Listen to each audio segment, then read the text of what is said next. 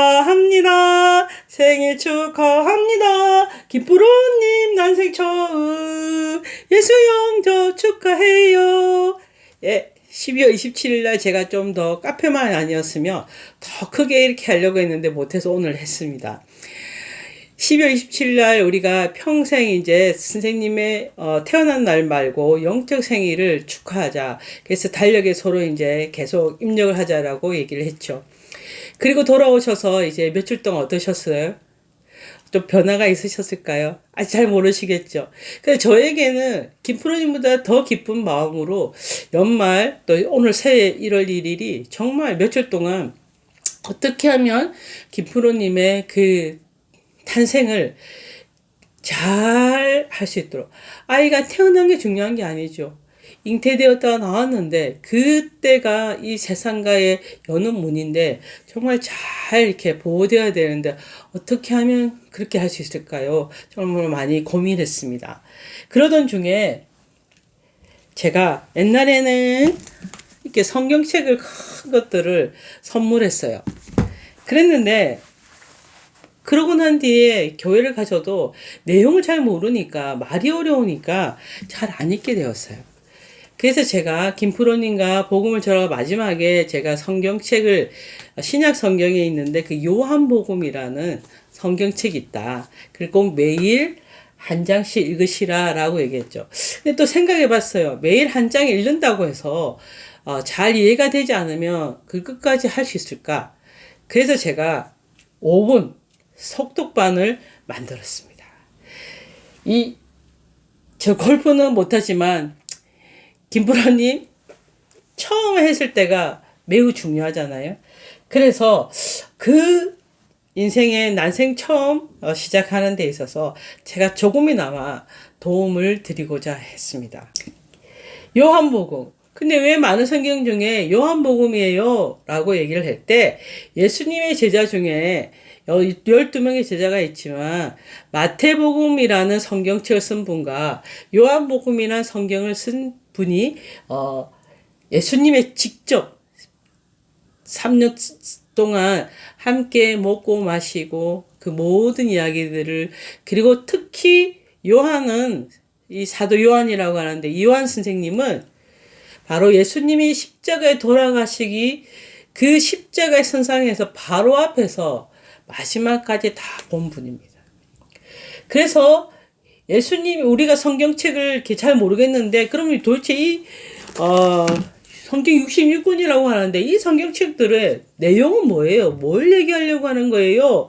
라고 할 때 사람들은 많이 난감해합니다. 그런데 그 66권의 모든 내용을 딱 한마디로 표현하세요 라고 얘기한다면 바로 요한복음의 3장 16절.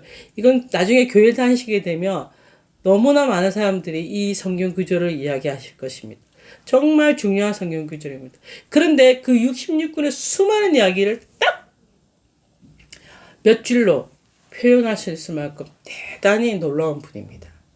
그리고 그 성경 구절을 얘기했는데 그게 뭐냐면 이 성경을 쓴 목적입니다. 그리고 그 초점이 누구냐? 오직 예수님입니다.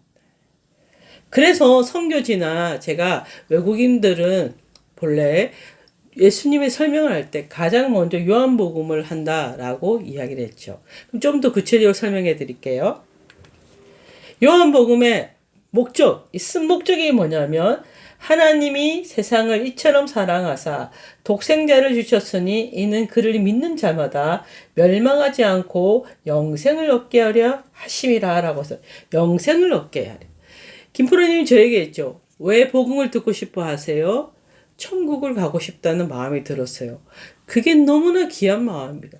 그래서 그 복음을 설명했고 제가 그냥 전하기만 하고 영접하세요가 아니라 이걸 했을 때 이제 당신의 주인이 아니라 이제 당신의 주인은 예수님입니다. 그렇게 하시겠습니까? 라고 물었을 때도 그렇게 하시겠다고 했습니다.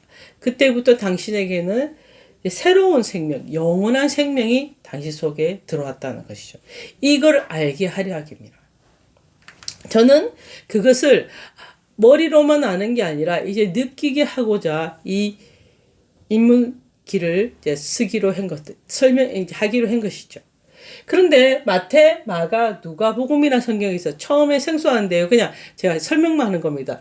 많은 성경책이 예수님에 대해서 4개의 성경책이 있습니다. 그 공간복음서라고 하는데요. 근데 예수님에 대해서 마태복음은 아브라함의 이야기부터 예수님의 생애와 승천까지를 적었습니다. 마가복음이라는 성경은 세례 요한이라는 사람의 이야기부터 시작해서 예수님의 생애와 승천에 대해서 했어요. 그런데 누가복음은 아담의 이야기를 시작해서 예수님의 생애와 승천에 대해서 얘기했는데, 이 요한복음은 그렇게 하지 않고 처음부터 태초에 말씀이 계시니라 라고 시작합니다. 그것은 뭐냐면 성경책에 보면 창세기라는 게 있는데 태초에 하나님이 천지를 창조하시니라 라고 되어 있거든요. 바로 이 태초 이야기부터 시작해서 다시 오실 예수님 재림에 대한 이야기를 설명했다. 그래서 가장 넓은 이야기를 한 성경책에 축약해 있다는 말씀입니다. 마태, 마가, 누가는 예수님이 오셨는데 어떤 일을 하셨는가, 누구를 도와주었고 무슨 설명을 했고 무슨 이야기를 했고 이런 얘기. 그런데 이 요한복음은 오직 했던 행위가 아니라 이분 자체가 누구인가 하는 겁니다. 제가 누구인가를 먼저 설명하고 우리가 이야기를 하잖아요. 어디를 가도 그냥 일부터 이야기하는 게 아니라 본인의 얘기를 먼저 하고 하듯이 요한은 오직 예수님이 누구신가를 알았을 때 그것이 더 정확하다라는 생각을 하신 것 같아요. 그래서 마태, 마가, 누가복음에 있는 여러 사역들의 이야기는 거의 요한복음에는 없습니다. 그런데 여기에 없는, 이분들이 전혀 하지 않은 놀라운 이야기가 이 요한복음에는 들어와 있습니다. 그래서 제가 말했죠. 이 장면은요, 옛날 조선시대에 이 삭갔던 분에게 이 서양 선교사님이 얘기를 거는 거예요. 복음을 전하는 이야기입니다. 최초로 선교지 가장 먼저 번역한 책 요한복음이라고 했는데 우리나라 조선에도 존노스 선교사님이 성경을 번역하고 중국에서 다른 분에게 한국에 보냈는데 누가복음이 많이 전해져 있지만 우리는 그때 이분이 요한복음과 누가복음을 같이 번역했다. 우리나라에도 그만큼 번역을 해서 요한복음 설명하듯이 요한복음이 들어온 것처럼 요한복음은 그만큼 중요한 책입니다. 시작입니다. 이제 잉태하셨어요. 2024년도는 정말 요한복음과 함께하는 김프로님의 해가 되기로 원하며 그것을 통해서 영원한 생명을 얻게 하는 놀라운 예수님과 함께 승리하는 김프로님 화이팅!